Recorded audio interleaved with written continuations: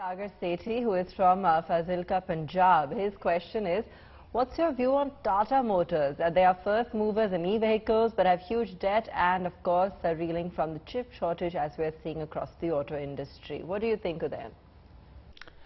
Well, I disagree a little bit about the Tata Motors bit about being an early mover, because if you compare it with some of its global peers, it appears to me that Tata Motors is actually lagging on the electric vehicles front.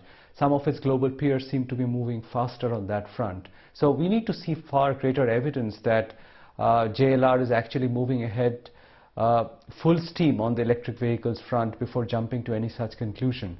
But Tata Motors' recent problems actually emanate from the semiconductor chip shortage which JLR has been facing, because of which numbers have had to be scaled back.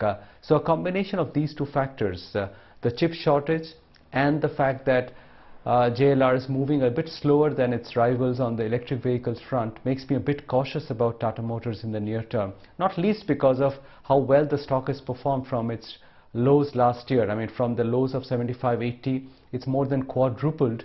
But after hitting those highs of 350, it slowed down and it's sort of stalled. Now it's grinding around the 300 rupee mark. And if the market were to correct significantly, I think we could even see Tata Motors at a lower level. In the near term, I would be surprised if the stock takes out its near-term high of 350 and moves higher. So I would remain a bit skeptical about prospects just for the near term with Tata Motors.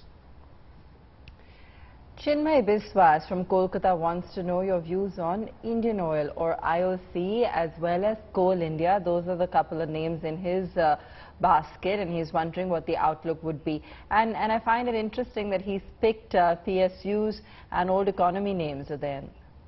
Yeah, I'm not a big fan of PSUs, Abha.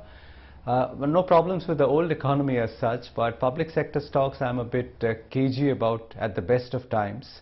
IOC is not a bad company, but it's just that there is no great excitement in that counter. Now the government is saying once again that it still wants to get BPCL divestment done by the end of this year. Now if that were to happen, then you will probably find some kind of impetus coming back or excitement coming back in the IOC counter as a rub-off from the BPCL privatization or divestment program. But till that picks up and markets get a sense that it is really happening, I think IOC will continue to grind in the kind of range that it has been, 100 to 115. Fundamentally, it's not in a bad place right now, because following Hurricane Ida, we can see that globally refining margins have picked up quite a bit, and they might remain on the firmer side now for a while.